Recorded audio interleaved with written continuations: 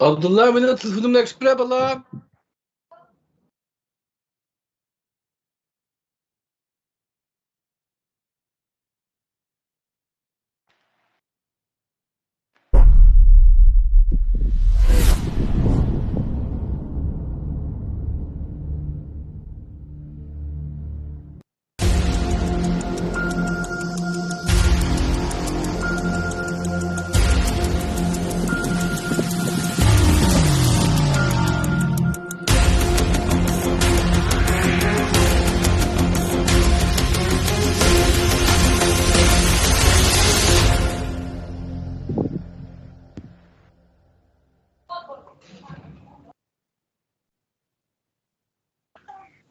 Assalomu alaykum va rahmatullohi va barakatuh. Qadrlik ekran oldidagi dunyoning har qaysi joylaridagi qarindoshlar, hammalarga shu vaqti va bugungi vaqt xayrlik bo'lsin.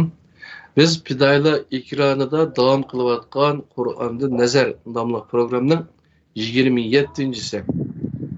Ya'ni yangi bir mazmun huquqlarimiz va majburiyatlarimiz degan ikkinchisi. Aldığı sanda Allah'a boğan hukuk ve mecburiyetimiz. Yani bu sanda inşallah insanlar bilen boğan münasibetteki hukuk ve mecburiyetlerimizni Kerem Qaracıkimiz təqdim qılmaqçıydı. Qanday ahvallar yaxşı abdan tutulma? Assalamu alaikum.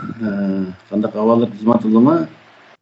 Yaxşı elhamdülillah şu İstanbulçılık ayna. Meda ötüp gitip barıdı külle.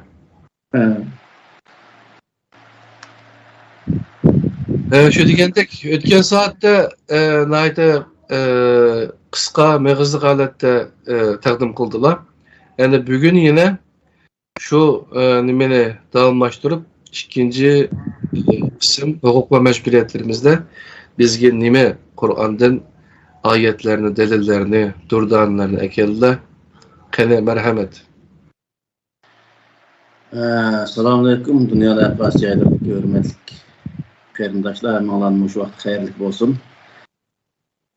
A'udhu billahi mineşşeytanirracim. Bismillahirrahmanirrahim. O'tganda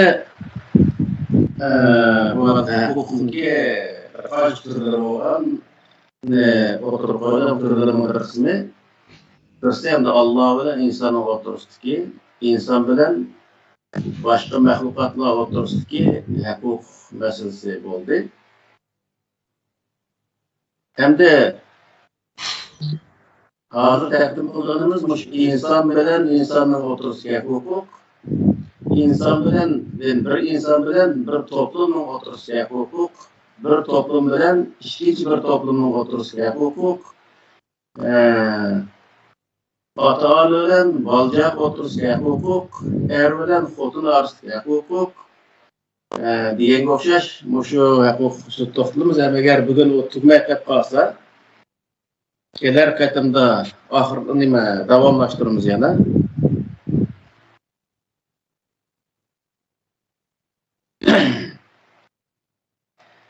Endi Alloh taolo Qur'oni Karimda o'zi bilan insonlar o'tirishdagi, o'zi bilan boshqa maxluqotlar o'tirishdagi huquqni nihoyatda ochiq bayon qilib, Allah o'zi yaratgan bo'lsin-mi deyapti.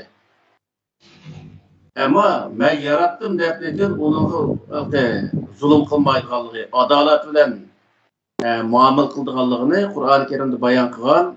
Hem şunun okşayışla Allah Teala insanını dünyada Allah Teala'nın ki yeryüzündeki özü halifesi, yani Allah'ın ki kanununu dünyada icra kıldığın bir mahluk kılıp yaratkan yaratışçılar insandaki başka məxluqlara, yani hayvanatlara, dəldirəklərə olan muameləsinin qandaq olduğunu haqqında ötən toxtaldıq. Bu haqda misal insanlar hayvanatlara zulüm qılmasını, dəldirəklərə israf qılmaq oxşaş aşındaq özü bayanlarını qıldıq. Yani bu üçüncüsü neymədisi, üçüncüsü de bay diyen oxşaş insan bilen insanın oturuşu. Buna yaxın vaxtda bir insan bir insan otursun ki, bir insan bilen cemiyet cemaat oturustiki, cemaat bilen cemaat oturustiki, er bilen xotun oturustiki, ata-ana bilen baljaq oturustiki, bir aile bilen yen bir aile yoki qo'shni qo'limlar oturustiki, münasebet deymiz, mushu oturustiki huquq ve mecburiyet haqqa to'xtaymiz. Allah razı olsun. Allah Teala Kur'an-ı Kerim'de bu to'g'riliq her birisi bir ayet ve ayet ve çift ayetli bu. Bunun için onunki mezmunu haqida so'zlab o'tsak bo'ladi deb qarayman. Kur'an-ı Kerim'de g'iybat qilmaslik, birisiniki inovatni to'kmaslik, o'g'irlik qilmaslik, zina qilmaslik, arg'ichib qalaymaqan o'zi kishilarga haqorat qilmaslik, ya'ni arg'ishmaslik o'xshash nurg'unlagan tuzumlarni Alloh taolo o'tirib qo'ygan, ya'ni belgilagan. Bunun maqsadi nima degan vaqtda insonlar o'tirishdagi huquqni o'zi kafolat qilish uchun. Ya'ni bir inson bir insonniki g'aybatni qilsa, bu inson bir insonga zulm qilgan bo'ladi. Alloh taolo Qur'oni Karimda g'aybat haqida to'xtalgan vaqtda tuhibbu ahadukum an yakula lahma akhihi maytan fakarihtumuhu degan o'zi oyat bilan xulosalaydi. Yana wala yaqtab ba'dukum ba'zan atuhibbu ahadukum an yakula lahma akhihi degan oyatning o'zi sizlarning ba'zilarni g'aybatni qilmasin. G'aybat degani birisi yo'q yerda u xafa bo'lgan anglasa. Bunday gaplarni qilmasin deydi. Sizlarning biringlar yana bir do'stniki go'shtini yeyishni yaxshi ko'ramdi. Deydi Alloh taolo. Herkes yaxshi ko'rmaysizlar sizlar oxirsida. Demak bu bir odam yana bir odamniki g'aybatni qilish yoki bir do'stning g'aybatni qilish, u do'stniki go'shtini o'lib ketgan do'stniki shu go'shtini yeganlar o'xshash holatda Alloh taolo bunday o'zi bayon qilgan. Demakki bu og'ir jinoyat, ya'ni o'ziniki birodarlar qilgan og'ir zulm ekanligini ko'rsatdi. Ya'ni boshqalarning oldida uni ayblab berish, bu qarindoshiga zulm qilganlik. Zulm Qur'oni Karimda cho'ng gunoh. Bo'xton shundaq. Hattoki bo'xton chaplagan odamlarga jazoni bayon qilgan Alloh taolo 80 qamchi jazo berildi degan Qur'oni Karimda ochiq oyat bor.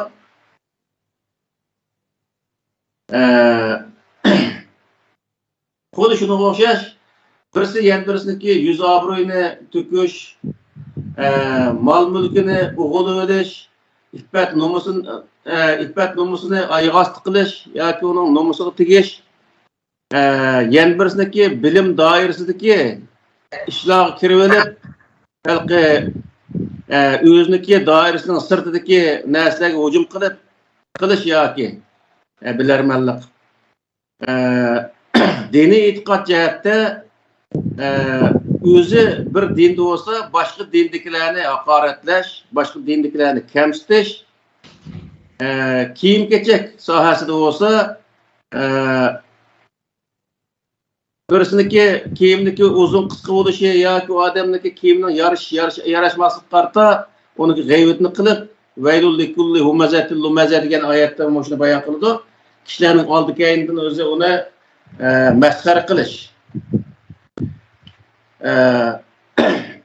boshqalarning yurish-turishiga qarta masxara qilish, fikr tafakkurining o'zini boshqalarniki fikr tafakkurini haqorat qilish, mana shularning hammasining o'zini Alloh taolo nima deydi desa, boshqa bir odamga zulm qilish hisoblaydi Alloh taolo.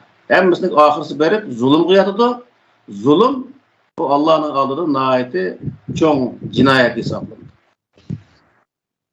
Qur'oni Karim insonga nihoyat cho'ng ikki narsani berishlik, birisi nima desa, e'tiqod erkinligi, yana birisi fikr erkinligi. bu erkinliklerini boğup başkalarını hakaret kılış bu zulüm hesaplanır.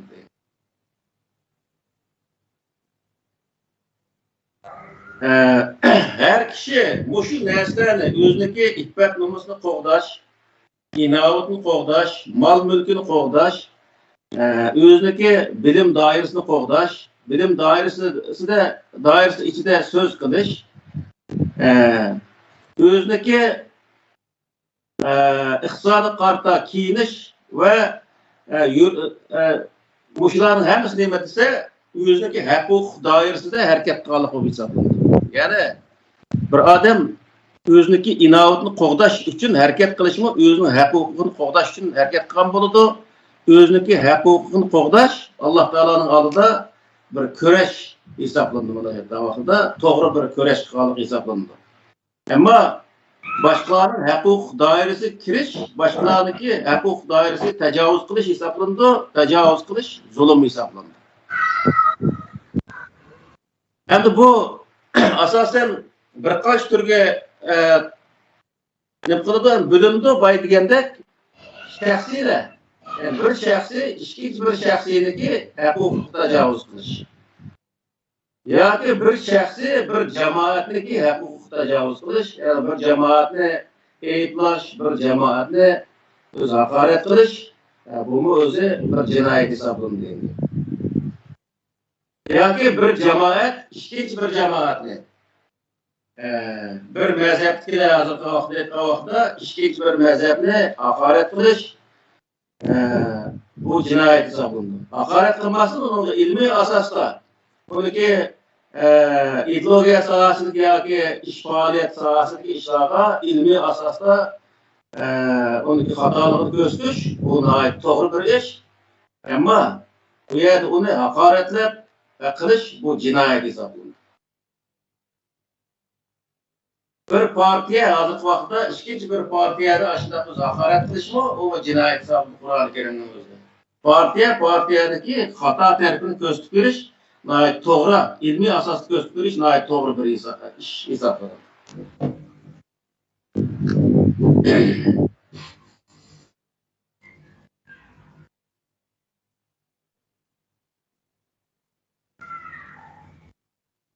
Bu sohada Qur'oni Karimda yana mesela g'ayratdan bosh bo'xton chaplash, o'g'irlik qilish, aroq ichish, harom yeyish, yani harom yeyish deganda bunaqa vaqtda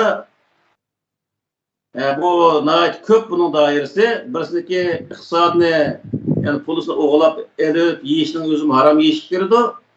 Yoki bir odamning qo'lida ishlagan bo'lsa, shu bergan puliga loyiq ishlab bermaslikning o'zi ham haram kirdi. Yoki bo'lmaydi pulni oz berib, haram bo'lgan bo'ladi. Demak, her taraf o'zi kelishib, mushunchalik o'zi ishning o'zini mo'jil ish qilsang, majlis pul berim degan asosda kelishib qilish to'g'ri ish hisoblanadi. Ammo oz narsani berib, uni haddi hisobsiz ishlatib bir odamni qilishning o'zimi ham yana birsiniki haqqini yegan bo'ladi.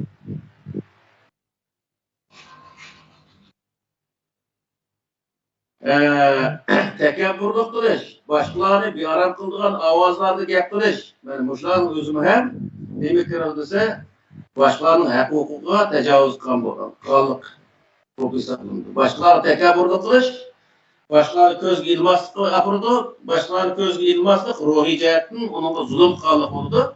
Zulmning o'zi jinoyat hisoblanadi. Başkalarını bir Arap kıldıgan gaplarni ovozda gap qilish. Qur'oni Karimda o'zi inna ankaral aswat la sawtul hamir degan oyatlar bor. Misol bir kelgan vaqtda bir kapixonda o'tirdik deyli. Shu yerda boshqalarni gap qilib qo'ymaydigan yoki boshqalar o'z gap boshqa bir o'zi yerimizda o'tirgan odamlar huzursuz qiladigan bunday ovozlarda gap qilishning o'zimi bu mulki boshqalarga zulm qilganlik hisoblanadi. Yani her odamniki gapi o'ziga yakdek holatda bo'lsa bo'ladi. Boshqalarning o'zi bearam qiladigan holatda bo'lsa, demakki o'zi boshqalarning haqqiga kirib qolgan bo'ladi deydi. Yani Kur'an-ı Kerim bu kadar yani intiklik veren insanga bir adam hakiki insan buldum dese o insan her taraftan mana kavakda melli insan demezden etrafındaki her bir insanı insan katarı sanaş ve onunla yüzünün insanlığını namayan kıldıgan asasta muamele kılış ve tesir beriş bu nihayeti Kur'an-ı Kerim göstergen özü doğru bir yol. Yani bu aşıda kılışın özü doğru dep qaraydi Kur'an-ı Kerim. Falseliş arqılıq misal, kişilerini aldaş. Bunun özü nihayet çoğu cinayet hesaplandı. Bu kişilerini aldaş, kişilerini hata yolu yetekleşke etmalıdı ya ki hata işini kılışka etmalıdı. Bu vaxtda bu özü cinayet hesaplandı. Başkalarına yaman gözlü qaraş. Misal Kur'an-ı Kerim'de başkalarına yaman gözlü qarması doğruluk er ayalının işkilisiga Allah Taala hitap kılıqlıq. Hazırkı mesela şu yaz vaxtında tətillərə barımız. Tətillərə bağlı vaxtında aldığımızda ötküp atqan ayallarga yoki olmaydı ayallar olsa erlərə yaman məqsəddə qaraşның özü cinayet hesablanır. Yani özü o vaxtda başkalarınki başkaları vaxtda yaman niyet qaraş, yamanlık zulüm qatarına kirdi. Şu vaxtda başkalarınki hukuk dairesiga köz yügütken bolun degende. Başkalarına yaman laqam qo'yish. Bunun özümü başkalarınki hukuk dairesiga hücum qilganlik oldu. Yani normal bir özü o adamga chiroyli laqablarni qo'ysa u bo'ladi. Falani alim, ustani bunda ki falani efendim degandek gapni. Falani taz, ustani bez degan o'xshash. Bunu başkalarını hap kılırgan bunda sahadaki laqamlarni qo'yishmi başkalarınki hukuk dairesiga tecavüz qilgan bo'ladi. Çünkü başkalarının aldığında onu başkalar töven kösetkenlik yoki onun inoyatiga hujum qilganlik bo'lganligi uchun. Gap to'shish. Bunun özümü başkalarınki hak hukukuga tecavüz qilganlik hisoblanadi. Yani gap to'shish orqali ikki odamni yoki ikki jamoatni yoki bir odam bilan bir jamoatning o'rtasini buzish orqali arlıqdaki normal badikerlik qilish hak hukukunu bozuş bu özü zulüm qilganlik hisoblanadi. Zulüm nihayet egir günah. Riyakarlık qilish. Riyakarlık qilish deganning o'zimi yani başka normal bir iş qilayotgan odamning oldida o'zi cho'ng bir narsani qilgandek qilib riyakarlık qilish orqali boshqalarga besim paydo qilish yoki başkalarını kılamaydigan işlarga zorlash yoki başkalarının qilgan ishini kichik ko'rsatish orqali başkalarga ruhiy jihatdan zulm qilish bu o'zi başkalarının haq huquq doirasiga kirgan bo'ladi. Bu o'zi jinoiy hisoblanadi. Üsüm elish misol birisiga qarz bergan bo'lsa o qarzni ve insanlık noktasını yardım kılış noktasının özü vermezden onun faydalış maksızda üstümge qarz veriş bu mu cinayet hesablandı hem başkalar zulüm kallık artık ağam pulusu o pulu vergen adamın zulüm kallığını getirip çıkırdı zulüm başkalarının hakkı tecavüz kılışını kip çıkan bulur. Başkalarını yama yolu başlaş bunun özümü hem hak hukukunu aygastı qilganlik hesaplandı. Yani başkalar doğru yolda gidiyorken insanlarını yani doğru yolda meniş ihtimali bo'lgan insanlarını hata yolga başlaş arqılıq onu özünü doğru yoldan ibaret hakkıga ulaştırıp koymaslık hem başkalarının hak hukukuga ziyankeşlik qilganlik bo'ladi. Başkalarını mesxer qilish misal. Bunun özümü hak hukuk dairesiga ishlar olup mayli jamoat şekilde olsun, mayli şəxsi olsun, bunun özü həm birisindeki haqqıqa hücum qılğanlıq oldu. Bunun özü Allah Taala'nın aldında nəhayət ağır cinayət olub hesablanır. Başqonçuluq qilish, başqalarının muqaddisatlarına haqorat qilish, ya'ni özünün dini etiqadı bo'lmagan odamlarniki dini etiqadiga va dini faoliyat qiladigan yerlarga yoki bo'lmaydi uniki dini faoliyat qiladigan vaqtda kiyadigan kiyim-kechaklarga haqorat qilishning o'zi bu ham boshqalarning huquqiga tajovuz qilganlik hisoblanadi. Yuqorqilarning hammasi maddi yoki ma'naviy jihatdan boshqalarning huquqiga tajovuz qilganlik bu hisoblanadi. Misol, o'g'irlik qilish, bulanchilik qilish o'xshash ishlar maddiy jihatdan boshqalarning haqqiga tajovuz qilish bo'lsa, haqoratlashga o'xshash bundaq o'zi boshqalarning muqaddisatlarini yoki boshqalarniki diniy e'tiqodiga tirtakkizishga o'xshash bundaq ishlarning o'zi yoki boshqalarni g'aybatini qilishga o'xshash ishlar, bular o'zi ma'naviy jihatdan boshqalarniki huquqlarga tajovuz qilganlik bo'lib, u o'zi zulm hisoblanadi.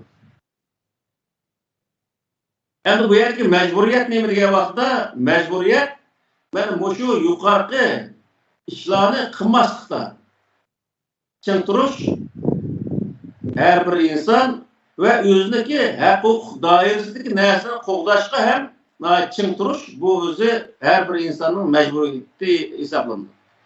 Ya'ni boshqalarni bo'zak qilmaslik ham boshqalarga bo'zak bo'lmaslik. Boshqalarning haqqiga tajovuz qilmaslik hem o'zining haqqiga o'zi sahip chiqish, ya'ni ega chiqish bu o'zi nihoyatda to'g'ri bir yo'l hisoblanadi.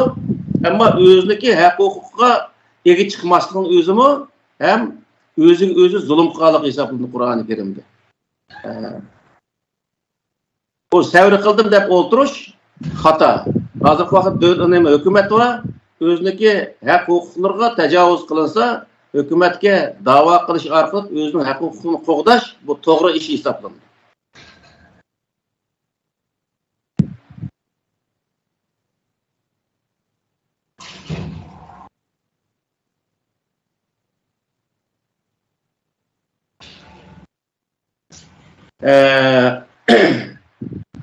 Endi jamiyat sohasida degan vaqtda jamiyatda misol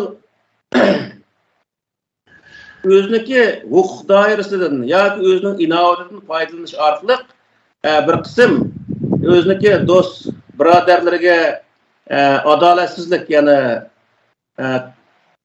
o'ziniki huquqidan foydalanib, uniki bir qism tortishga tegishli bo'lgan jazosini o'zini to'g'ri bermaslik yoki bo'lmaydi o'ziga dushman ko'ringan odamlarga og'ir jazoni berish o'xshash, sud o'xshash yoki soqchiga o'xshash o'rinlar ishlaganlarga bo'lgan gap. Bunun o'zi ham boshqalarning huquqiga tajovuz qilganlik bo'lib hisoblanadi.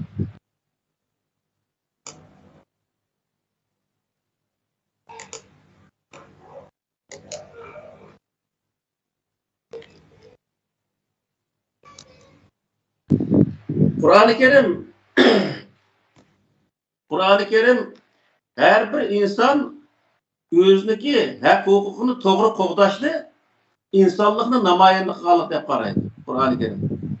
Ya'ni har bir inson o'zining huquqini to'g'ri qo'g'dab boshqalarniki huquqiga tajovuz qilmagan insonni Qur'oni Karim haqiqiy insonlikni namoyon qilgan inson qatori qaraydi. Chunki Qur'oni Karimniki hamma yerida bu boshqalarning huquq doirasiga tajovuz qilmaslikniki oqibati nima desa zulm qilganligi, zulm qilishligi jinoyat bo'lganligi. Qur'oni Karim asosan zulm qarshi turish orqali adolatni namoyon qilib, barobarlikni tiklash maqsad qilindi. Qur'oni Karimdagi asos prinsipi mana shu. Dunyoda zulmni yo'q qilish orqali adolatni tiklash, adolatniki maqsadi nima desa barobarlikni namoyon qilish. Har inson Alloh taolo bergan huquq doirasida barobar yashash. Qonun oldi ham barobar yashashdan iborat buni o'zi asos qildi. Qur'oni Karimdagi merkezi ideyişleyimiz benim hoşuma ibaret. Bu fakatla Allah'ın aldığında her bir insan özündeki Allah'ınki bir bendisi ekenligini, her bir bütün insanlar mahlukat Allah'ın bendisi, Allah yaratgan bir mahluk deb tunuğa vaqtida özünün hukukunu qo'g'dashga, özündeki yani başkalarının hukukunu tecavüz kılmaslıkka o adam özünü yani teşebbüs kıldığan buludu. Yani özü aşışqa, özü rəğbətlendirdiğin insan buludu. Eğer bunda olmayan takdirde özünü başkalarının çok gördüğün, başkalarının öz innovatif gördüğün bunda tutmağa vaxtda o insan başkalarının özüge kul qoşaş hesaplaydıgan, başkalarına zulüm kılgan bunda qalet şeklinde. Şunun için Allah Teala bu yerde her qanday bir insan buluşunu qat'i nazar özünün qo'lidagi imkondan foydalanib başkalarına zulüm qilishni insanlık deb qaramaydi.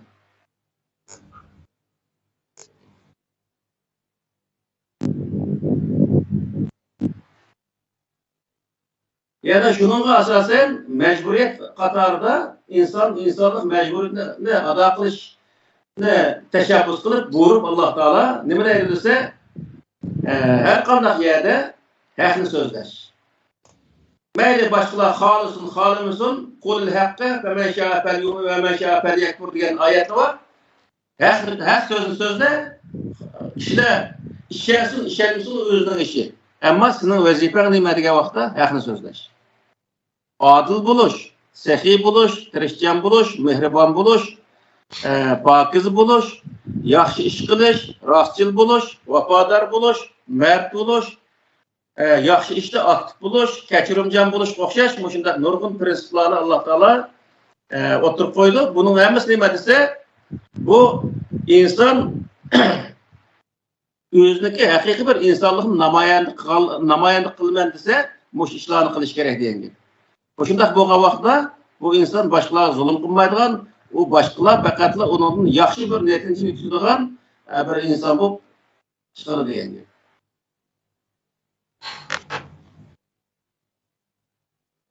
Yuqorqi ishlar, yani yuqorqi insonlik yana uni dedik, yani yuqorqi insonga berilgan shu huquq doirasidagi ishlarning hammasi her biri yoki birisi tecavüz uçursa bu insandaki bir işi yoki bir özü hakkı tecavüz uçurgan buludu.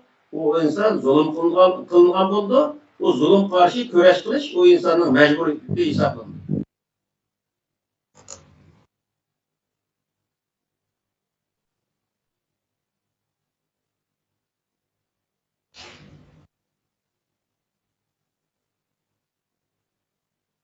Yani Allah Teala cemaat arasındaki hukuk hakkında şu Sure Hucurat'taki 11. ayet iken Ya eyyühellezine amenu la yaskhar kavmun min kavmin asa yekunu khayran minhum ve la nisaun min nisain asa yekunne khayran minhunne ve la telmizu enfusekum ve la tenabezu bil elqab bi'sel ismul fusuku ba'del iman ve men lem yetub fe ulaikumuz zalimun diyen boş ayette aşının özgü buyurvadı deyim Allah Teala. Ey müminler bir kavm yani bir kavmni meskhar qilmasin. Asa ayyakunu khayran minhum deganning o'zi balkim shu meskhar qilingan qavm meskhar qilgan qavmdan yaxshi bo'lishi mumkin. Ayollarni meskhar qilmasin, balkim meskhar qilingan ayollar meskhar qilgan ayollardan yaxshi bo'lishi mumkin. Wala talmizu bil anfusakum wala tanabazu bil alqab. Ve özündeki nefsini yani insan deganda insondagi nefs o'zi yani bir insonga zulm qilgan vaqtida shu inson bu menga o'xshash inson deb tunishi lozim. Agar shunday tuningan vaqtida yani bir insonga dashnom qilmasin deydi Alloh taolo. Laqamlarni qo'ymasin. Kimki iymon etmagandan keyin undan yomon laqamlarni qo'ysa bu adam tövbe kılmaygan bolsa bununla o öz zulüm kılan adamların katarından boludu deydi Allah Teala. Demek ki bu yerde ne bir vaqtda birbirine köz yılmaslık, birbirine yaman laqab qo'yish, birbirine g'aybatga qilish, bu o'zi o'zaro birbirine zulm qilganlik hisoblanadi. Laqab qo'ygan mushrik odam zolim bo'lgan bo'ldi. Bu odam tövbe qilmasa, o özü zulüm qilgan kirib qoladi deydi Alloh taolo.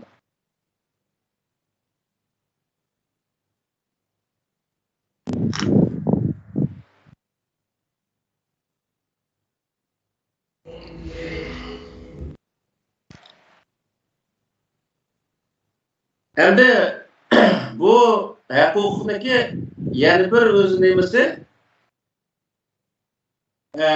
siyosiy jihatdan o insondagi huquqi bo'ldi. Misol davlatning ichida davlatniki bir davlatning ichida nurg'un nurg'un diniy e'tiqod qilgan har xil o'zi millatlar, har xil o'zi diniy e'tiqodli insonlar yashaydi misol. Şu vaqtda hokimiyat beshidagi insonlar Qur'onniki qaysi din yoki qaysi mazhabda bo'lishini qat'iy uningga adolat bilan hukm qilish o'zi insonlarniki huquqiga hurmat qilganligi hisoblanadi.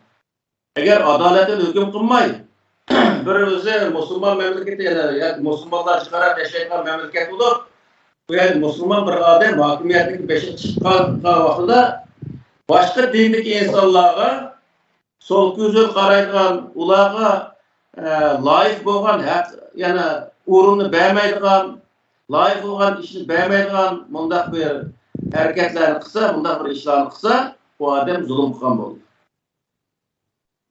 Davlatniki ichida insonlarga faqat insonning layoqati surishti qilindi. Ya'ni bir odam qaysi ishga loyiq bo'lsa, shu ishni silish bu şu insanın hakkı olup hesaplandı. Bununki dini itikadi, milleti Kur'an-ı Kerim'de hesaplanmaydı. Şunun için Kur'an-ı Kerim'de amanetli ehlik bir anladaydı. Amanetli ehlik bir anladaydı.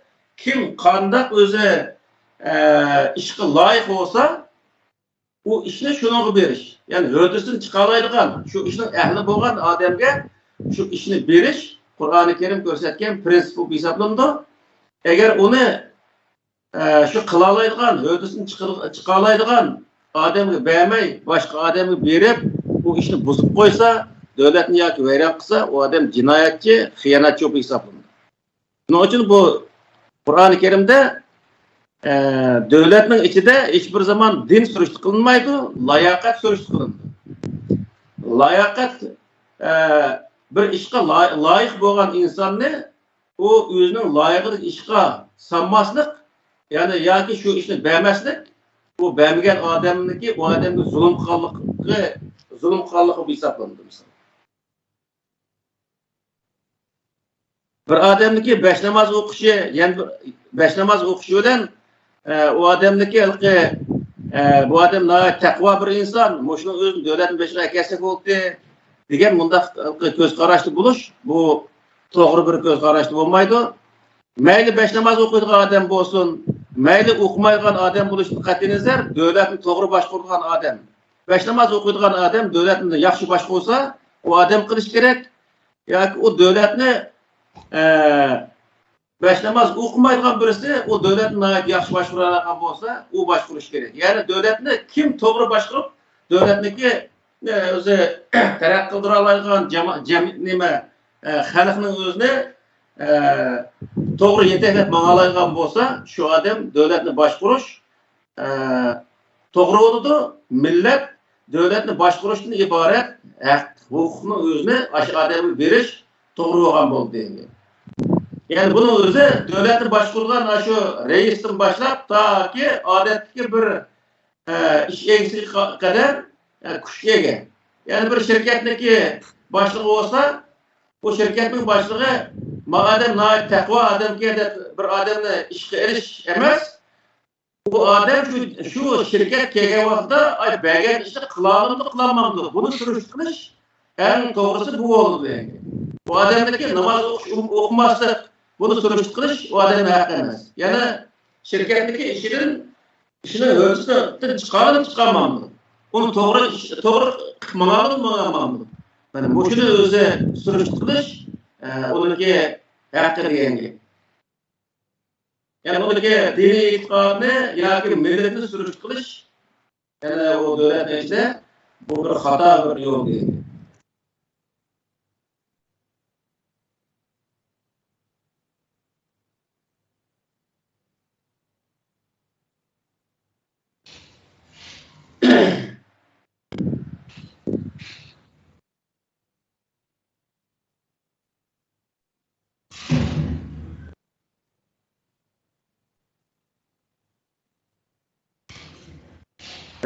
Hem de bu yukarıda muşunda hukuk meselesindeki kafalat eguluşı hakkında mecburiyet hakkında bununki hukuk ve mecburiyet tutup mecburiyet bir neymi diye vakıda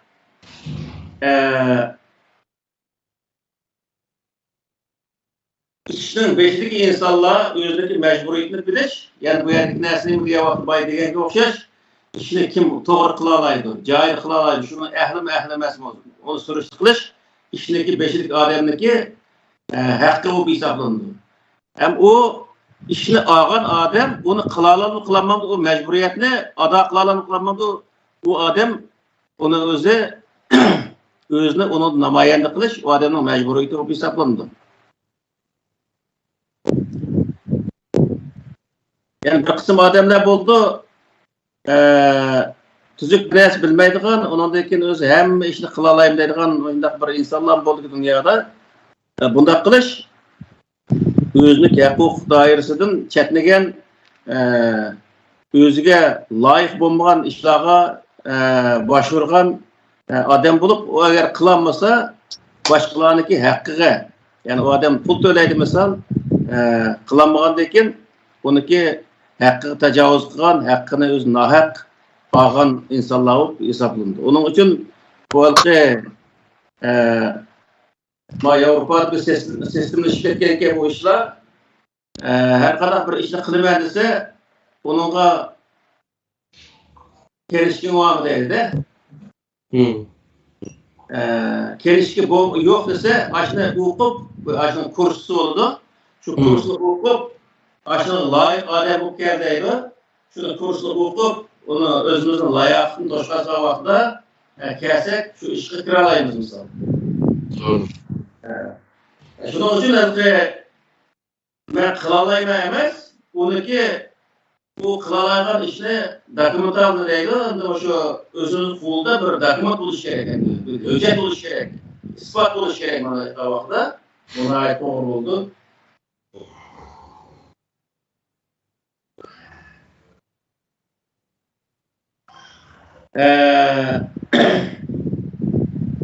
Hem şu insanlar arasındaki ve cemiyet arasındaki hukuk münasebeti benim şu yukarılardan ibaret.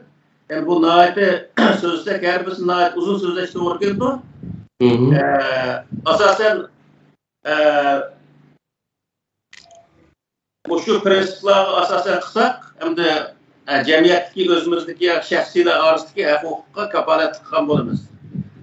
Hem de ata-ana ölen balcaq oturusdaki hukuk meselesi. Bu bizde naite ne deyimiz naite addi hesaplaydı bunu ama Kur'an-ı Kerim bunu hiçbir zaman addi hesaplamaydı.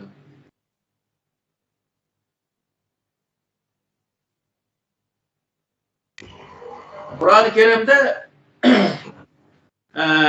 ata-anaga Allah Teala yani buyruk kılıp وَلَا تُلْقُوا بِاَيْدِيكُمْ اِلَى التَّهْلُكَ وَكَفَى بِاللّٰهِ شَهِيدًا diyen ayet var. Yani başka yerde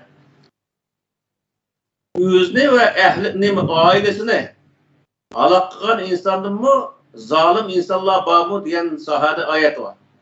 Yani var Sure Luqman'ın özünü mü 12. Sure Luqman'ın 12. ayet 19. ayet geçerek وَلَقَدْ آتَيْنَا لُقْمَانَ الْحِكْمَةَ اَنْ يَشْكُرْ لِلّٰهِ وَمَنْ يَشْكُرْ فَإِنَّمَا يَشْكُرُ لِنَفْسِهِ وَمَنْ كَفَرَ فَإِنَّ اللّٰهَ غَنِيٌّ حَمِيدٌ Ve iz kâle Luqman libnihi ve huve ya'izuhu ya buneyye la tüşrik billah inne şirke le zulmun azim. Bu şu ayetin ahireci 19. ayetçilik arlıkta Allah Teala şundan dedi ki Luqman özündeki balısını nasihat kılıp sen Allah Teala şirk yaptırma Allah şirk yaptırış nahit çoğun özü la zulmun azim degen özü nahit çoğun zulüm kallıktır dep aşında nasihat kallık hakkında bizge Luqman hakimdeki hikayesini kıpırvatır.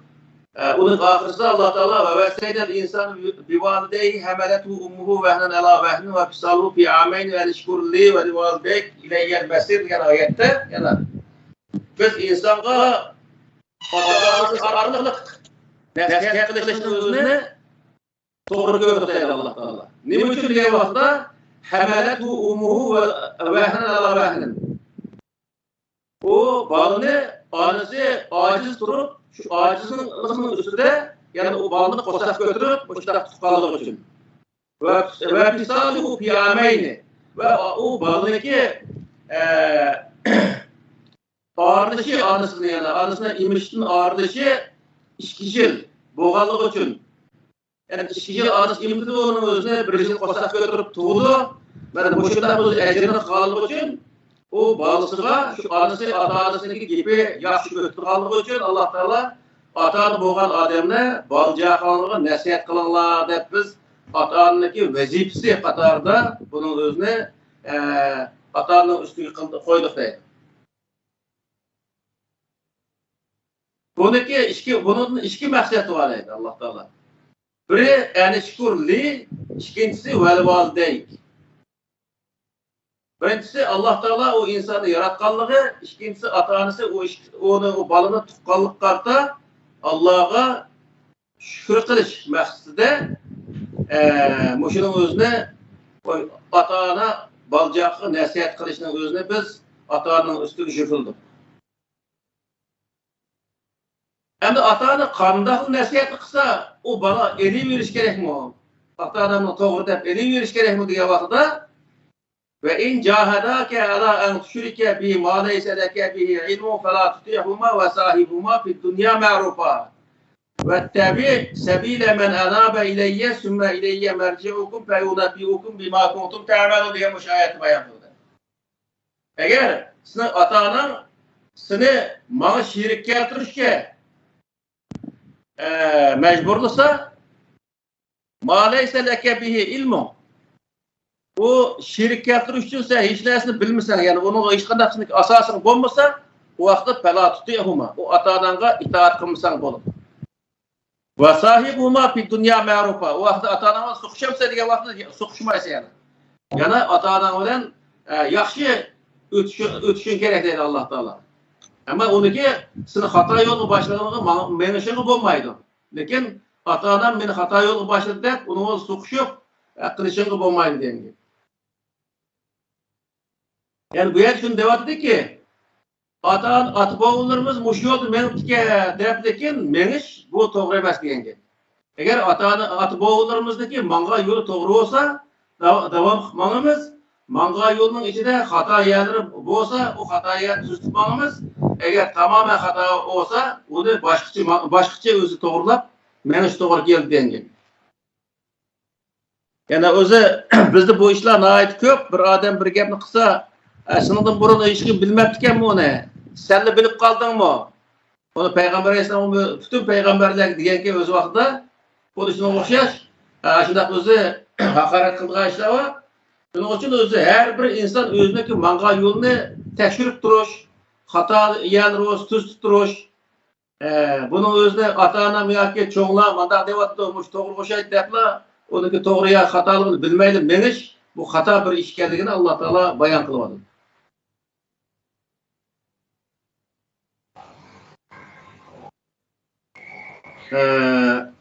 Ve tabi sebile men anabe ileyye yani özü men taraf kayıttıran kişilerdeki yolu geçti Allah Teala. Bu ne diye etken insanlar kösetken yolga geç. Allah Teala yani insanlara şunu nasihat kılar. Çünkü sümme ileyye merci'ukum. sizlarning qaytgan yeringlar men tarafdadir. Yani ata-onalar hesaplanmaydi qiyomat kuni. Ma'lum deydi Alloh taolo. Uning uchun o'zi Alloh taolo ko'rsatgan to'g'ri yo'lni yetaklagan insonlar erishinglar. Ammo ata-onam kitobdagikin uniki tutgan yo'llari, chaqagan yo'llari xato bo'lsa-mu, uning erishishing to'g'ri bo'lmaydi deydi. Ya bunayya innaha yatakum misqal habatin min khardalin fatakun fi sahratin aw fis samawati aw fil ardi yati biha Allah innalloha latifun khabir. Degan o'zida yani bu yerda Luqman hakim o'zining bolasiga nasihat qilib agar u narsa yani bir narsa bir intaku misqala habatin min khardalin qichining donishlik bir narsaning o'zi bir taşın içinde ya ki osmon yoki zaminda bo'lsa, uni Alloh taolo keltirdi. Yana balsiq nasihat qilib, men mushunda qudratlik Allohniki yo'liga ergash degan gapimda. Luqman hakim balsiq mushunda nasihat qilganligini o'zini bayon qiladi Alloh taolo. Yani mushunda so'zlab kelib Alloh taoloning qudratini bayon qilib kelib, ya bunayya aqimis salata va amur bil ma'ruf va nahy anil munkar wasbir ala ma asabaka inna zalika min azmil umur degan o'zi balsiq yana balam sen namaz o'qin, kishilar yaxshi ishga buyurgin, yomon ishni to'sqin, vasbir ala ma asabak, sana yetgan yomon musibatlarga sabr qilin. Ya'ni bir odam bir yaxshilik qilaman desa, uni nurg'ulg'an haqoratlar qilingan gap. Yani shuni o'zi sabr qilin. Inna zalika min azmil umur. Yani bu nihoyat o'zi bir ishda qarorliq, ya'ni bir ishni cho'qim ben boshqa qilib chiqaman deydigan haqiqiy irodalik insonlarning ishi men mushundaq bo'ladi. Wala tusair khaddaka lin-nas wala tamshi fil arzi maraha. Va sen kishilarga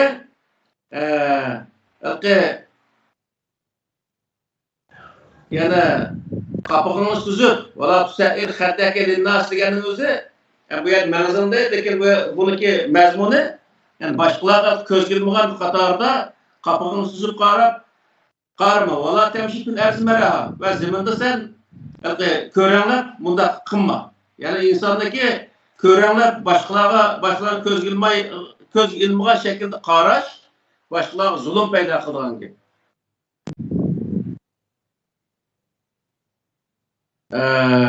Yani bu Luqman hakimlik bu yerdeki nasihatlerin hemisi neyse ata-ona bilan bolajoqning o'tirishki huquq masalasida tutuq bu yerda.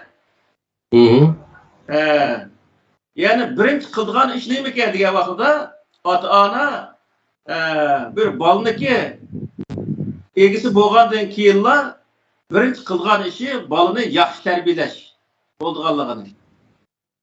To'g'ri yo'lda tarbiyalash uniki vazifasi ekanligini Alloh taolo bayon qiladi. Yani balaniki haqqi, ata-onadagi haqqi, yani şu ata-ona bo'lgan inson baljoqini to'g'ri o'zi yo'lda tarbiyalash bu balaniki ata-onadan olgan haqqi degan. Hamda bola cho'ng bo'lgandan keyin balani ham yaxshi tarbiyalabdi. U vaqtda ata-onaningki baladan olgan haqqi, yani balaniki ata-onaga bergan haqqi nima ekan desa, Alloh taolo sura Isrodagi 23-24 ayetinde ve qada rabbuke alla ta'budu illa iyyahu ve bil valideyni ihsana imma yablughanna indakel kibara ahaduhuma aw kilahuma fala taqul lahumā uffin ve la tenherhuma ve qul lahumā qawlan kerima ve ihfiz lahumā cenaha zulli minel rahmeti ve qul rabbirhamhuma kema rabbayani sagira diyen muş ayeti bayan qildi. Ata-ona yana baljoqlik to'liq haqqini bergan bir ata-onaga u bola qanday qilish kerak degan vaqtda birinchi Alloh taologa itoat qilish kerak bu bola. Ata-onasi to'g'ri yo'lda boshlanganlik sababidan ikkinchisi ata-onasiga yaxshilik qilish kerak. Agar u ata-onaniki birisi har ikkisi sizning qishingda qirib qolgan bo'lsa, u ikkisiga deme deydi Allah Teala. Deganimiz hozir balchiq joyda aytdim o'zini. Degan gapni yana ota-onalarga ranjitadigan shakldagi bunday gaplarni qilma. Vala tanharhuma. O ikkisini silkishlama deydi Alloh taolo. Va qul lahuma qawlan karima. O ikkisini sen chiroyli gap qil. Vahfiz lahuma cenahe zulli minel rahmeti. Onunla sen merhametini ken kıl, yani yay. Yani böyle o ikisine sen merhametindeki kanıtının aslı al. Yani o ikisinin ayeti şefkatlik, merhamet bilen özü muamele kıl. Bunu tabak verdim, kiyim verdim, ne olur bu ata-ananın özünü silkişlep, burada kılışınlığı olmaydı. Ve kur rabbirhamuma kemal rabbeyan sagira. Ve bu ikisiga yani Allah Teala dua kılıp ey Perverdigarım bu ikisiga bana bu ikisi merhamet kılan okşaş sen bu merhamet kıl deb dua kıl ata-ananın özüne. Yani balcaqısını yaxşı terbiyeleyen insanlar yaxşı terbiyeleyen bolsa demek ki ata-ana balığa hakkını vergen oldu diyelim. Hem de balık ödüyen vaxtda ata-anası terip qalğan vaxtda o ata-anasını yaxşı qaraş, o ata-ananın balığını alğan hakkı muşu diyelim. Ama ata-ana olğan adamlar balcaqını toğra bir adam qılmay turup onundan özü merhamet kütüş. Benim balam özü bana yaxşı qarış gerek, bana yaxşı qarımı deb onun rənciş bu ata-ananın haqqı olmaydı diyelim. Birinci qılıb ata-ana olğan adam balcaqını yaxşı terbiyeleş gerek. Onundan keyin balımız zaten yaxşı ballar ata-anasını rəncitmeydi. Şunun için özü bizniki bu bulupma vatanın sırtında ağır bizim vazifemiz Kur'an-ı Kerim'de yana sümme letus elunne yevme izin alin naim diyen ayetler var. Allah Teala bergen nimetlerden kıyamet günü mesuliyet tartıldığı hakkında yani bu balcaqının özü Allah Teala bergen bir nimet bu nimetin özünü yaxşı terbiyelep, yaxşı adam kılıp yetiştiriş ata-ananın vazifesi. Eğer o yaxşı terbiyelemese onunla deb koysa yoki ona gepik kirmese yoki onu haqorat qilib gapib qo'ysa u vaqtda ota-onaniki undan ranjishga haqqi qolmaydigan gap. Shuning uchun ota-ona bo'lgan odamlar bundaq masalalarni aktif bo'lish kerak, bolani tarbiyalashda to'g'ri usulda tarbiyalash kerak. Balını to'g'ri tarbiyalamay cho'ng qilib qo'ysa bo'ldigan bo'lib qilsa u keyin cho'ng bo'lgandan keyin u vaqtdagi ota-ona bo'lgan odamga hech qanday foydasi bo'lmaydi, hatto ziyon bo'lishi mumkin undaq bolalarniki.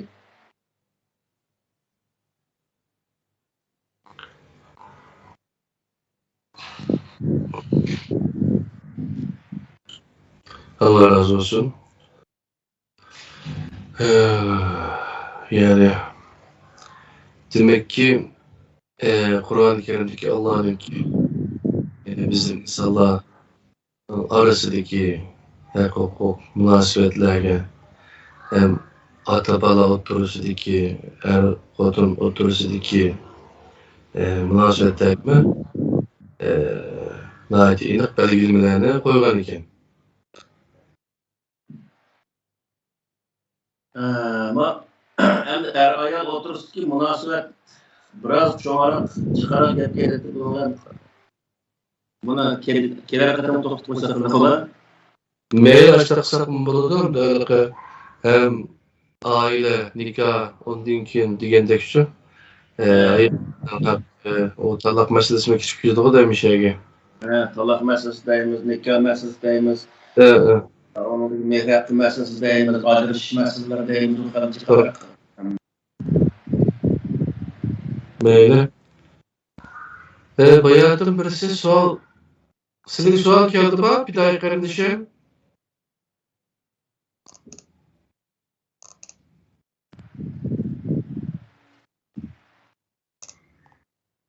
Bana da bir sual sordu birisi.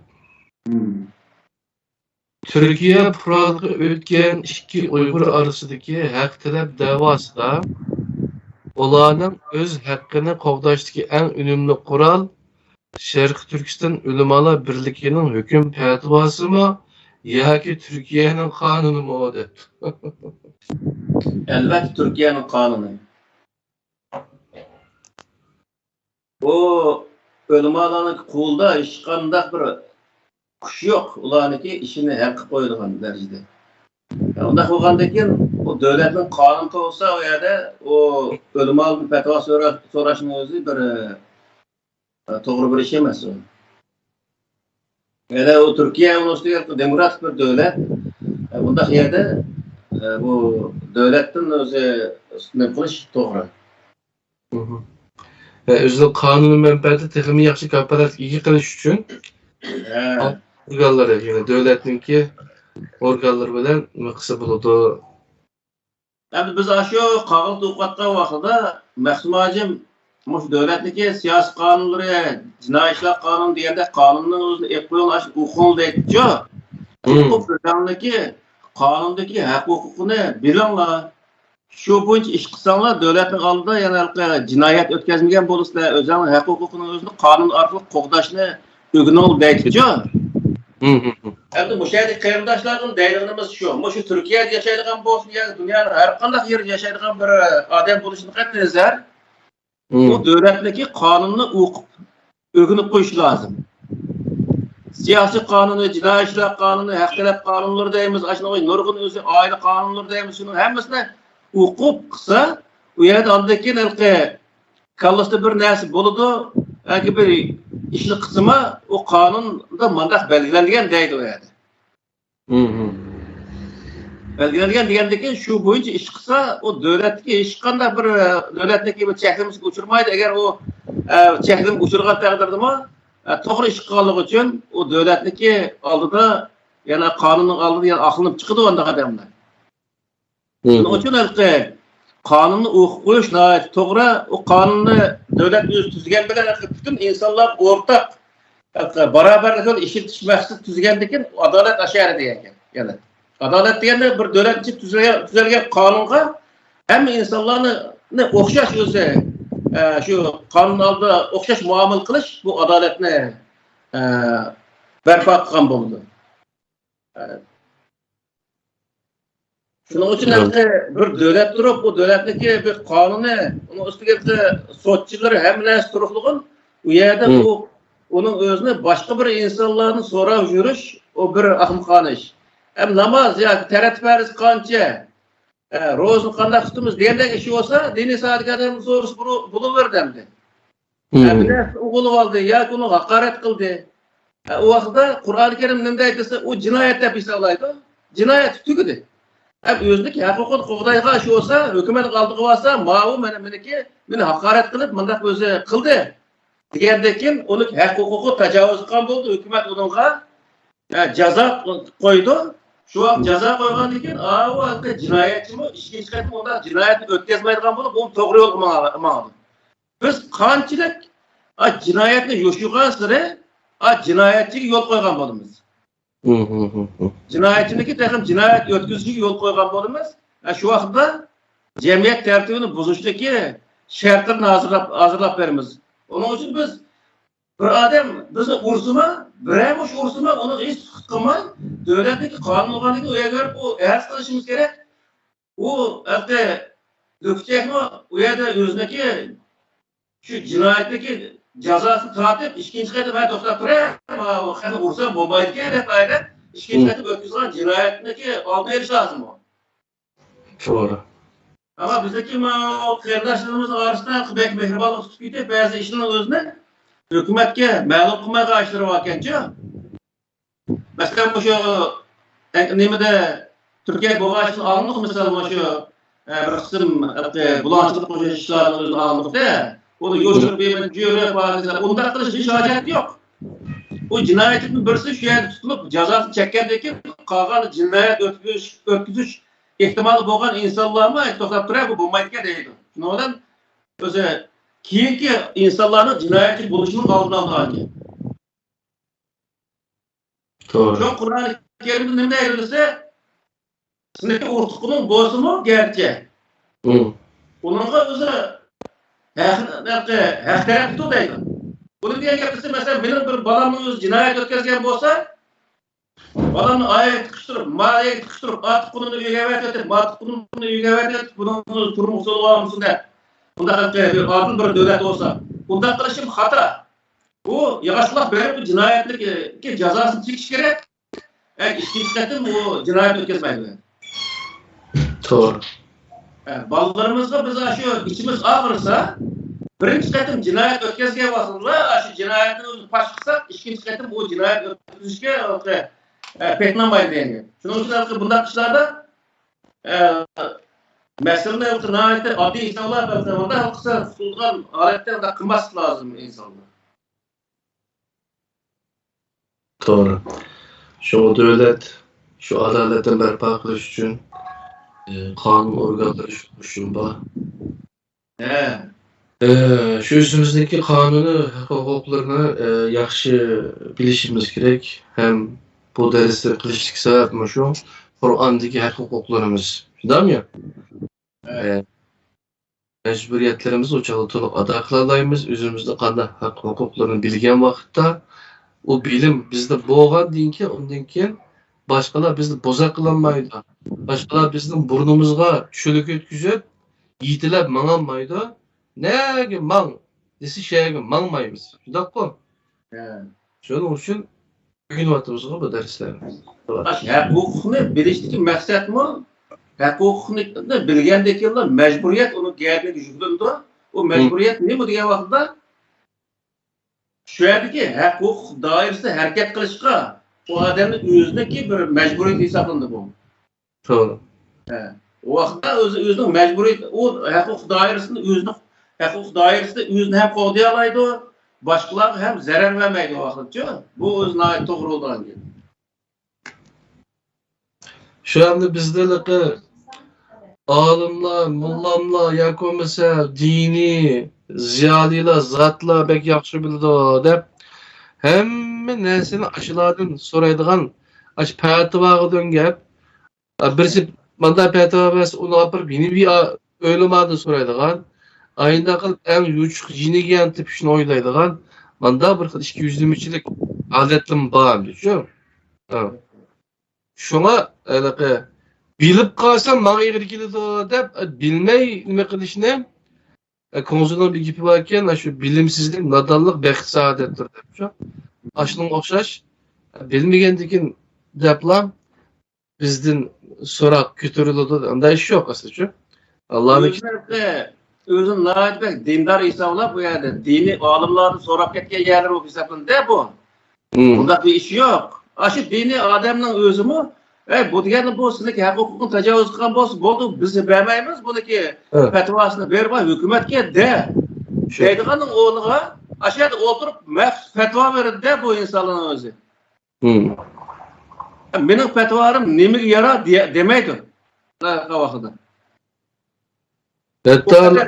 Hem nesi bilmeydiğin nesi yok bu adamınki. Onun için bu bizim işimizin aklı geçişinin sebebi bu.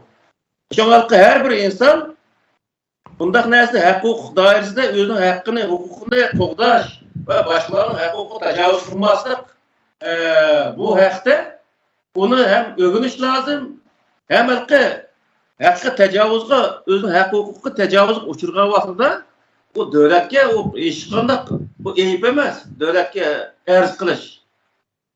Sotka erz kılış eyip emez.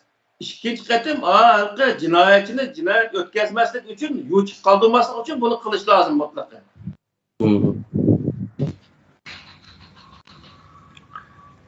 Fidai kardeşim ağzımız gep yuku turdu.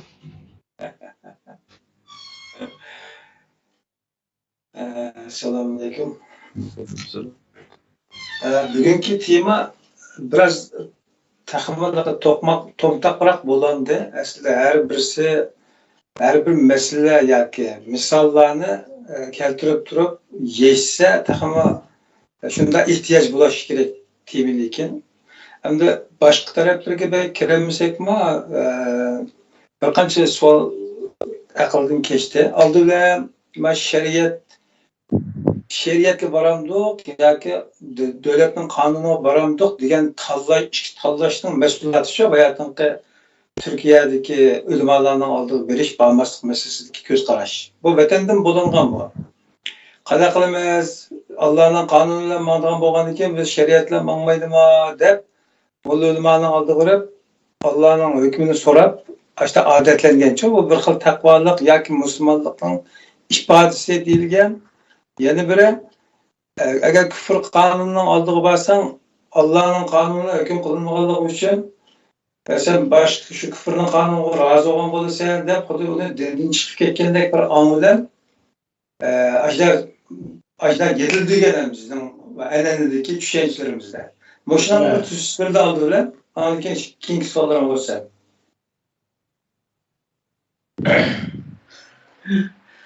Bu boyaqi degan gapga kirmadimi shu?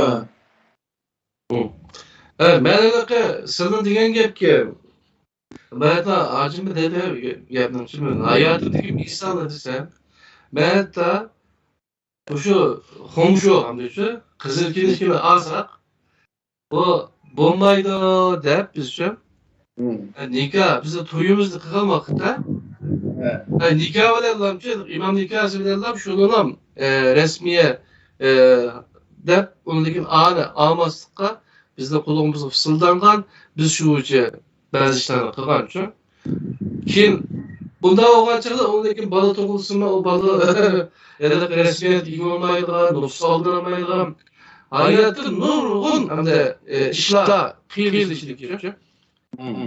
Bir şey etmiş. Hatta vatanda kapının mektubunu okusan, hükümetin mektubunu okusan haramda üniversitedeki çok üniversitede okuyatkan balla mektepte taşlap yenimiz girdi. Hamsanda hakkında man kapırın olsa bilim degenden kapırı yani nimesi olmaydı. Berip okugan mektep tüyetkinde yol oldu. O çağda kısa turluk okuyatkanımız girmişti. Yetkendeki yeni şu yerimi kalgan çağda okuşturdu onlar. Etrafımızda açıp oldu. Bir şey de şey yaptı. Yeni okuşu taşlap çıkarmıyor. Yeni okuşaş bu şöyle yaxşı okumuştuk biz. Allah'ın kitabını yaxşı bilimi geçken kaldığımız. Bular mı yaşlarda bekçek kürüldü. Bu bek mühim hem de için bu hak hukuklarımızı Kur'an'da, Kur'ani şekilde yüzünde kılmasak mağalı geleneksel, en'enivi Allah'ınki asaret eden bunların zincir kişileri de üzüp taşlaş için çukum Kur'an'ı kolu edip yüzümüze hak hukuklarımızı yaxşı bilişimiz gerek. Bu mendil tavsiyemdir şu. Doğru. Bu yerdeki hazırki dini alimlerin bulup bizdeki Uygurlardaki dini alimlerin fetva soraşının özü bir ehmiyetsiz bir iş. Bundan dişimiz sebep neyim diye vaxtda fetva sorğandan keyin o fetvaga layık o alimlarniki ya ceza beralaydigan ya beramaydigan bir kuchi bo'lish kerak bu yerda. Faqat quruq gapni qilib qo'ya oladi bu qadar yani. Hech qanday jazolayolmaydi uning o'zini agar o da'vo qilib kelgan da'vogarning o'zi bir zulm uchirgan bo'lsa, zolimga bir jazo beramaydi. Jazo berim desa davlatdagi o'zi qonunga to'sqinlik qilgan bo'ladi, ya'ni davlat qonunga to'g'ri kelmaydi u ishi. Ya şunun da iş tamamen tigidin bozulup çıkıyor. Onun da göre bu yerde Türkiye'deki yerde olsun, kandak yerde buluştuk etmezse yüz yaşavatkan devletteki kanunlu bilişi ve kanun boyunca yüzünü kokuşu bu nait mühim dersi. Mesela biz vatanlık vaktimizde mi Uygurlar özlük şu kanunu yaxşı bilip Xitay'ın kanunu arkalık ya da Xitay'a takabül duruş tamamen mümkünçülük vardı. Bu yerde mesela Abdülmiye kanun diye kanun özde her millet özündeki dini itikadıga özünün dinine itikat kılış erkinlik ege degan narsa qonundir bu Xitoynikchi. Endi bu yerga matemaga kirsak, boshqa chiqib qolamiz. Masalan, Iran to'xtab shuning namunalariga desak bo'ladi-da. O'zining qonuni bo'yicha masala hal qilish tirishgan, ammo mag'lub bo'ldi. Ya'ni Xitoy qonun davlat bo'lmaganligi uchun bizga kelganda aqmaydigan bo'lganligi uchun qonunni onu golulab hayatı aşağıda turmada kaldı hem de. Hem de 12 Adeta sözlerine bir neme şurki. Xitoy başka yerga o'xshamaydi ekan. o o'xshamaydi rost. Lekin bizniki bu ilhom to'xtniki masalasiga buni kirish hozir bir nima emas. Lekin ilhom to'xti oxirdagi bir odam. Aslında şu vatanni 49'dan başlap özümüzün hukuku çim turup kelgen bolsa ecdatlarımızı dağıtır. Bu maharet kemmaydi misal. O Xitoy barmaklarımız jirip bir taldan elip en ahırkısını elip en ahırkısını celimizden elip keldi. Burun dağıtmak özümüzün hukuku da şu beldelgen boyunca ilk kelgen bolsa bu vakitte bunun kemmaydi dendi. Demek biz burun dağıt hukukumuzu bir kelgen bir milletiz. Kanuni evimiz. Kanuni özü kanun düşünce bizi yok olmalı için bu iş bulunmalı. Yani bu vatan sınıfının büyük varlığı mesela Türkiye'de geldi. Yani böyle Türkiye'nin kanununda başvurmayı durup, Türkiye'nin soğuklu başvurmayı durup, kilip şu mollanlık başvuruşunun özü bir ahmakhanlık bu için. O onun narek dindar roket gelince alamı demez o. O kanunun paydından mı aldığını alamı Doğru Türkiye'nin bir parça biz o kulluk pasaportu gösterip o ulandan gelişemez. O gelme devlet bizge bergen özü pasport moşu ağandaki bizning devletni gaplish bir qural salohiyatimiz oldu. Biz qural salohiyatimizni paydada devletni algan her yer algan narsani erishimiz kerak. Talep qilgan narsani talep qilish kerak degan o'zi gapni qildi. Bu nima desa? Biz bir devletniki kuras bo'lgandan keyin u qura bo'lishimiz loyiq holatda u devletda o'zimizniki va o'zimizning ota-onamizniki nimalarni qilish, da'vosini qilish huquqimiz bor degan gap. Qonunni o'qiydi bularni bildi degan gap.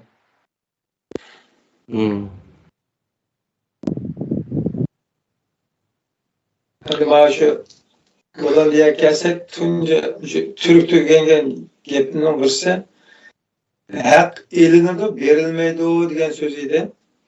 Hozir sizlar shu haqni elish uchun o'rganish kerak-da. O'rganmagan ekan ololmaydi ekanmiz. Berdiganlarmi amallar bermaslikdan qazanasida ekan. Har xil sabablar bilan. Ya o akibet beşlikler amalın verici aş hakkını tamamen evvelişini bahset kıldı. O vakit ne mi köreş diyen bir nersi var dünyada. Ama o adamın yüzünün hakkını vermediğini terbiye üstürüp şu hakkını burun kaydı kaldı. Amalını verici onun çıkarak erişti. Bu şu hakkını saklap gelişti bu olsa devamlaştırılırsa o adamınki işi başlıyor diyen gibi. Bu yerde onda kılmasın bir taldan verse minçakmağın İran müncil yaşlısın deyip gidiyle verse iş muştak olur şu.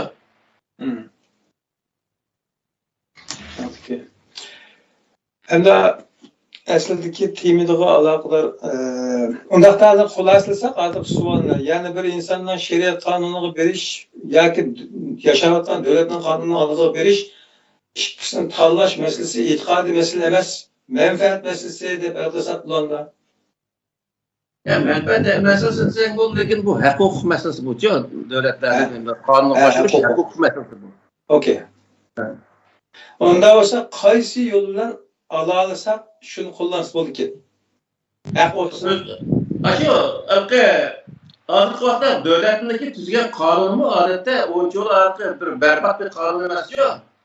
Masalan Türkiye Cumhuriyeti'ne misal alsak devletning qonuni zaten devletniki milletler yapısı ortak bir devlet nimetki hem bozak mı olmaydıgan hem bozak mı kılmaydıgan halette kıldı onu. Eğer o bozak kılındıgan dersi noksa bak halk mı olmaydı onunla.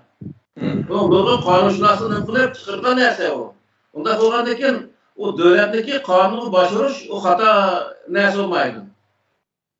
Yani Kur'an-ı Kerim'de her bir neyse için misal her bir cinayet için ben bu şunda kadar kişisini bir neyme anda bir hüküm koyga yer yok. Bunu her bir cemiyet ya her bir devletki kanunşunasla şu devletteki şu devletki cemiyet qarab nurg'ulg'an millatlar yashaydi, nurg'ulg'an diniga e'tiqod qilgan insonlar yashaydi. Aslında hamimiz o'rtak manfaatni chiqishgan asosda tuzaydi o qonunning o'zini. Tuzgandan keyin Şu yerdə beraberlikni saqlaş məqsədi şu öyrətmək dinimizə başvursa işqalaq olmaydı. Bundaqda bir Müslüman bo'lish ustimizda Allohning qonuniga degan narsaga qandaq muomala yoki qandaq Allah'ın talep qilgan nimetisi Allah'ın talep qilgani Qur'oni Karimda va man lam yahkum bima anzalalloh fa Allohumul kafirun fasiqun zalimun deyishki uchtal yer keltirish narsani degan vaqtda bu yerda faqat adolat. Qonundagi nimasi maqsadi adolat bu yerda. Bu yerda agar shu insonlarni o'tirsa, chiqargan hukm adolatli bo'lsa, bo'ldi degan gap bu. Allah murad qilgan narsa bu degan gap yani. Yana aylantirib o'tgansak, shu bayatning cümle so'zga aytilgan, ya'ni bu haq-huquq masalasi degan yani. Yani aqida masalasi emas bu demoqchi. Ya şu. Tamam, biz bunlardan atlab o'tib ketdi. Agar bu masalada yana savol bo'lgan qarindoshlar bo'lsa, oldimiz fursatlarda yo'llasa inshaalloh javob beramiz. Hozir savolim bizlar bayatda sizlarga ota-ona her nesli qarşılıqçı. Muşni qilsam iymondan chiqib ketaman o'xshaymi degan emas. Muşni qilsam haq bo'ladi bo'lmamdi. Hozir biz haq-huquq masalasida kelyapmiz-ku. O'sha ishni qilgan vaqtda mushtaq bo'lgan vaqtda haq bo'lamdi yo nohaq bo'lamdi. Bu masala ayrim masala degan gap. U haq bo'lsa to'g'ri bo'lgan bo'ldi. Nohaq bo'lsa zulm qilgan bo'ldi. Alloh taolo u nohaq ishni o'zini zulm deb qaradi Qur'onda. Zulm degani o'zi dunyo va oxirat uning jazosi bo'lgan narsa degan gap endi. Unda bo'lgandan haq-huquq masalasini kelgan vaqtda uniki haq bo'lgan bo'lmaganligi bilan har masala o'z o'rnida tushunish lozim. Haq-huquq masalasi kelgan chog'da bu haq bo'ldimi, bo'lmadimi degan masala ustida to'xtalish lozim. Iymondan chiqdim, chiqmadi degan ayrim bir masala bu. Tamam. Bayatdagi misollardan birida ota-onaning bolalar ustidagi huquq, haq, majburiyatlari haqida to'xtalib o'tdilar. Bolalarni yaxshi tarbiyalash masalasi ota-onaning ustiga qarz shaklda. Endi qayaga bag'ishlik biz shu qarzning ichida bo'lamiz, ya'ni bolalarning ustidagi mas'uliyat to'g'risida ichida bo'lamiz. Qayadan keyin bolalar mustaqil bo'lib ketadi yoki ularning qilmishlaridan biz hisob so'ray olmaymiz. Vallahi Adem boğacı. Canım, bu dinleyen gap dese, Kur'an-ı Kerim bir ayet var ki, vallahi rushd deydi, rushd degani o'zining yo'lini tep mang'ichilik. Yani bizde balog'at yetkicha demdik. Yok. Balog'atdan bekroq üstün seviye bu şu. Rushd. Balog'atdan mustaqil yashaydigan bir iqtidor. Balog'at deganning o'zi masalan aql jihatda, jismoniy jihatda, bilim seviye jihatda bir o'zini kontrol qilgandek, o'zini bir to'g'ri aytmagandek seviyaga yetgan vaqtida degan gap mana shu vaqtda. Har jihatdan shu shunday seviyaga yetkichilik holatda u bolani tarbiyalash ota-onaning vazifasi degan gap. Yani hozir Yevropada 18 yosh deydi-ku. Zaten 17-18 yaş kirgan vaqtda bolalar zarida qarsaqmi, bolalarimiz bizdeki gapimizdan bek ketmaydigan holat shakllandi-ku. Demak, men ayrı bir odam bo'ldim degan bu. Yüzü ispatlamoqchi. Yani bir mehmondoshlik qilsa, ya men bormayman deydi. U degani hamda o'zi ayrim mana yashaydigan davriga qadam qo'ygan vaqt hamda. Shunda bo'lgandan shu balog'at yetgan degani o'zini har jihatdan yetishib, ham o'zi ayrim yashasimi, yashayolg'idek bir har jihat seviyaga yetgan vaqtni ko'rsatadi. Bu shu vaqtchilik u ota-ona uni tarbiyalash, u ota-onaning vazifasi. Ham uni eslatgan vaqtda bolalar to'liq bir odam bo'lgan vaqtning o'zida bunga hamda faqatla tavsiye xarakterli gap qilish bo'ldi. Masalan, bu voqelik payg'ambarlarniki bolalardan bo'lgancha, masalan, Nuh alayhissalomning bolasimi, shu Kanon degan bir bolasi ham Qur'onda chiqmaydi, uni aytadi, Tavrat, Injilda chiqar ekan. Shu bir bolasi Nuh alayhissalomning gibi kirmaydigan bola bo'libdi. Ham shuning o'zini bola u azgullar bilen bolmagan andak mandak dep Nuh Aleyhisselam fakat tavsiye kılgan yeri var. Bu balını mecburlayamaydı. Yoğan bir balı olgan ekan. Anday gapadi. Çoğup kestim 30 yaş 40 yaş dep kestim bazı şey tavsiye kılışkı boludu. Ama halkı şu meni degenim rast dep ularni işendirish biraz qiyin to'xtab ketdi o vaqtda. Bizningki bolalarga bo'lgan mas'uliyat tuyg'umiz biroz g'arb dunyosiga qaragan chog'da biroz toki o'lgicha mas'uliyatni ustimizga ilib oldimiz-ku biz. Toki dunyodan ketkichanda. Bu endi bizdagi ortiqchilikmi yoki ortiq yukmi bu? Endi bu bizdeki işin özü pek doğru işler qaramayman bence. Çünkü Kur'an-ı Kerim'in özünü halkı o balagat yetkendan keyin aşılar tavsiye karakterdeki gaplar çıkıdı, sözler çıkıdı. Onun aldaki mecburiyet yerden düşen bir vazif kadarda mesuliyet yapanı sümmelle tus'alunne yevmeyizin elinneyin diyen ayetler artık bayan kıldı. Mesuliyet kadarında. O çoğunluk ketken vakitte tavsiye kıldıgan gap kalas. Ama onu devamlılık üstüki el verişinin özü bir taraftan balındaki yeni mandak fikirlerini kabul kılamaslıkına sebep olur bu nesçi. Mesela bizde uğraşacak, bu yerde olsaydınız 20 yaş kırık kestin, o benim diyeceğim rastlayıp duruyor atan o adam, o bana mandak yeni zamandaki ilimlerini övünüş gibi balını aldı, atan tosal oldu. Mesela buna kadar çıkma şu bizdeki metanın buna kadar çıktı, o Avrupa'nın bazı, demedim mi bu şey Türkiye'nin çıktı. Mesela balları 8 sınıf 10 sınıf çıkan balının özüne 8 sınıf 10 sınıf çıkan bal asasen 15-16 yaş 17 yaş kırıya balı oldu. Aş balını okuşun devam kıldırmayı verip Kur'an kursu verip Kur'an yada bozup Kur'an yada ustazı kalkında hiç kadar bir nemisi yok bunu ki okuşu öğrensin oldu. Yada hiç ihtiyacı yok ki. Onu hazır zamandaki ilimperlerini övünüp gelecekte özgür ve insanlar esnaflar adam olsa yaxşı. Onun atan oğa adam başında kılıp, boşuna kılmasan ben razı olmayayım. Senin kavgatımı, akılımı, köp kılım da ballığı her cihetin tehdit istedi. Aynı kıldığın işler köp gelemdi. Bu iş nahayet doğru iş emez desek mi? Sen tövbe kaldım. Hata iş zaten bu. Ne kadar şu halkı balını insanı öldüren kıpyartışının sebebi şu diyor. Çoğunlar ölmese küçüklerinin, yaşlıların özü yolunu özü, mağdura yolunu kılamaydı da çoğunlar aldık. Devamlılık tosakıp durdu. Zamanlı masajı çıkanlardan olamaydı yani. Şu bu G'arb dünyasında aşının özünü asas kılıp balı 18'ini aşkan ekirler özü neymi kılında şunu koyuyordugan gap şu vaqtda balla işlerde mi özü işençi öden böyle üstü çıkılgan işler bolgan gap. Bizde okuyduğu ilimperni var nemisine Bali mektep çıksıma alı oku, malı okuma dep atan belgelerine ayındaki bir işler çıkıyor. Bu bombaygan nersi bu. Balla kasını özü yaxşı görse, kas işte özellikle sen onu yaşarak etmeni algan bolsa, demek ki balı aşağıda üzüp çıkıdı diyen gap. Balını şunu koyuş gerek öyle.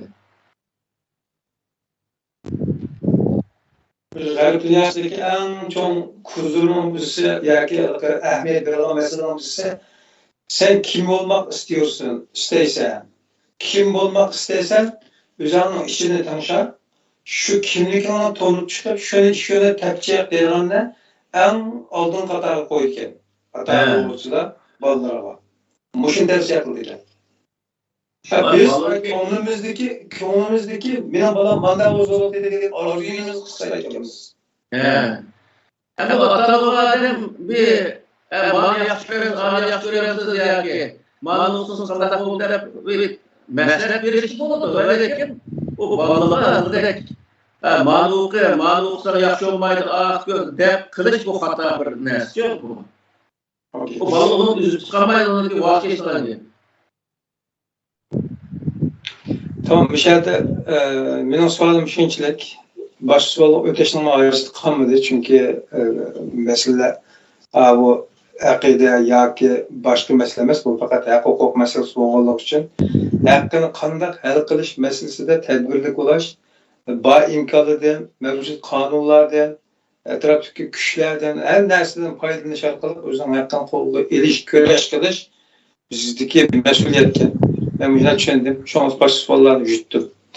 Bundan gibi bunu şu özümüzdeki milletiga tatbiqlagan vaqtida, endi oxir xulosada ishtimini tatbiqlagan vaqtida bizniki ajdodlarimizda hozirgacha biz shunga ichiga daxil bu har davlatda yashayotimiz, shu davlatdagi haq huquqimizni kafolatga ega qilib özümüzün etrafındakilerge şunun fayda etkilerine bir şaraitin faydalanmasının özümü hem özümüzdeki hak hukukun to'liq faydalanmalıqdaki ya faydalanışını bilmegenliğinin bir sebebi bu.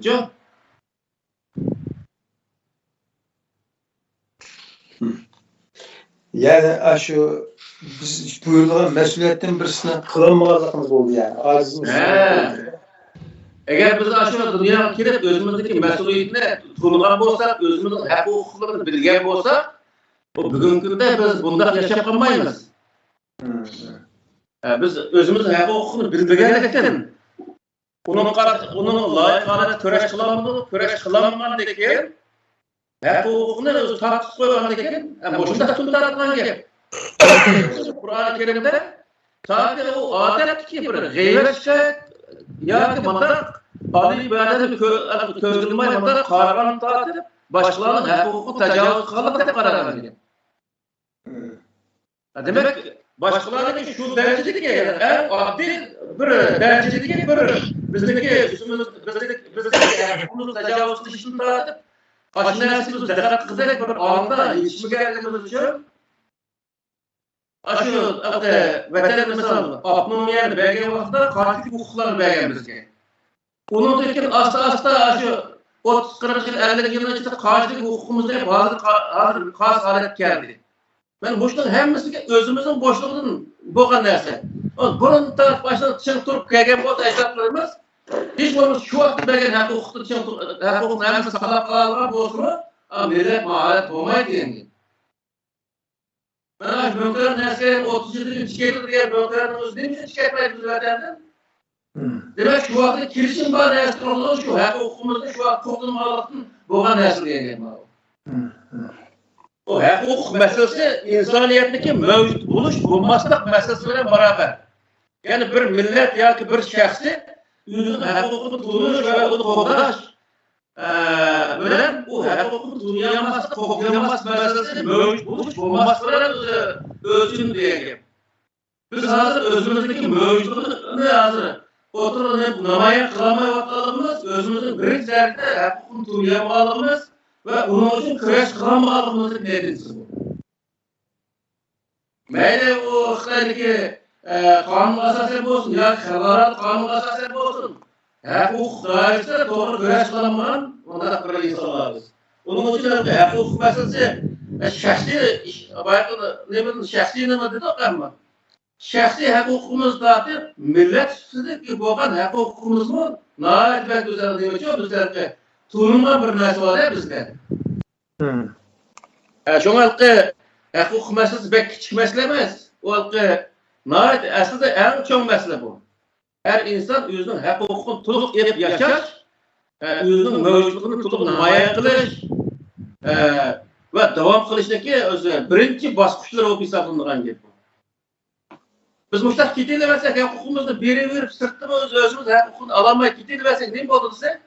Şu ahızlar vasıta yok olduran gel. Biz yok olup gelsek Huda'daki bir neyimiz kaldı bu ya dünyada hiç kadar erzimeydi o Huda, hiç kim bakıp vermeydi bizge.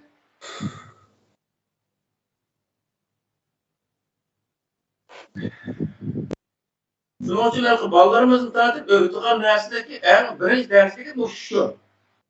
Meyli bilimde olsun, meyli özümüzdeki adetki meselemizde olsun, ya ki milli meselemizde olsun, bizim en çok hakkımız vatan. Misal, aşının özünün keçişimi tamamen o vatandaki kadir kıymetini bilmegenlik, o özümüzün hakikiyetligi bilmegenlik, bunu layık küreş kılmaganlık. Bunu tamamen özü bir bağlap düşersek o kitiyor mesela bu. Şunun için bu yukarıdaki her birisinin tefsiri toxtalmadı, bu yaman uzun bir vaqt ketdi lekin çıkıp aytgan vaqtida şahsiy hukukni tatib, siyosiy hukuklarimiz, davlat nemimiz, bütün hemen çıkıp aytsak, bunu tunuşumuz lazım, bunu öğrenişimiz lazım. Metniyetimizde, tilimizde, yazımızda degenek hemmisi onu köreş kılış, o hukukumuzni qanday davamlashtirish, onun Uçuk çıkırış bu narsa hemisi özümüz bağlı narsa. Eğer özümüz şunu kılamadık mı, o başkalarının ağırını, Kuday'ın ağırını hemisi kurukuşta. Allah razı olsun. Şunun için... Hazır nurgun adamla, misal, dini sahadaki adamla dua kılıdı. Dini sahadaki pek özü ehmet vermek adamla, başka devletlerden devlet özü radyoda man dedi, prezident an dedi, falan teşkilat man dedi, gezdi, jurnalda mandak neresi yazıldı bizim hakkımız diyen aş nerseler konuğumuzu hoş kılıp, aşağıya yazılgan neresini top taşlap koyup, matop taşlap koyganlık, inkılap koyatkan kişi olup özünü. Köstükan işler ait özü. Adam içini tükürtüyor bu. Bu bir insanlık hukuk için bir alamet bir köreş koyatlar neresi emez bu. Ama hakiki hukuk için köreş kısa o vaxtda mesela barda yer böyle. Meyli parlament olsun, meyli neygi olsun, her devlet özünün hukuku için basa biz memlekette vatan uruktuqlarını izleş için aşağı milletvekiliga şu nima iltimasımızı yazsak 2 ay 3 ay ötken vaqtda xabar geldi. Onun Tashqi ishlar ministrligiga verdiki, konsulga verdiki Xitoyniki. Andik özü Xitoyning ma'lum nemiki Angliyaning konsulga verdiki, aşağı qilgandiki onu tekshirib falan tutan aka mandaqga, o ina mandaqga, ersinlar mandaqga, boqa yo'q ekendeklarga xabarlar keldi aramcha. Demek surishti qilib bo'ldi degan gap bo'lishini o'zida.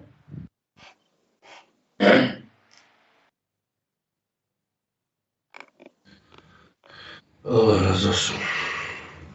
Yani olsa bugün bir şey toplasak inşallah kiler saatte nasıldan. Aile hakkı toxtular ya hemen çıkıyor. Yani meyli Allah'ın belki peygamber hakları olsun, meyli üzümüzün kişisel yakımızın bu devletteki fukralık hukuklarımız olsun. Bularını bilişinin özü bizge ait Paris yani. Yani bizden adap şey yani. Kıyamet şey en çok düşmanımız neresi şu nadallık. Şu nadallık bilen küreş kılımız. Nadallık bilen küreşişinin en yaxşı usulü ügünüş. Allah'ın kitabını kolumuz elep baştan ayak okup karnımızda Kur'an'ı bir düşünce hasıl kılsak inşallah başkalar bizim burnumuzda çürük ötküzüp mağanmaydı diyen gibi. Allah razı olsun. Rahmet Ustaz Fidayla İkrani kardeşimiz Ahmet Can'dım Allah razı olsun. Allah olsa kişiler saat yine şu inşallah İstanbul'da kalsılar İstanbul'da bulması London'dan size bilen görüşümüz inşallah. Değil mi? İnşallah. Ahiramıza hoş. Allah'a emanet. Allah'a emanet. Esselamu Aleyküm ve Rahmetullahi ve Berekatuhu.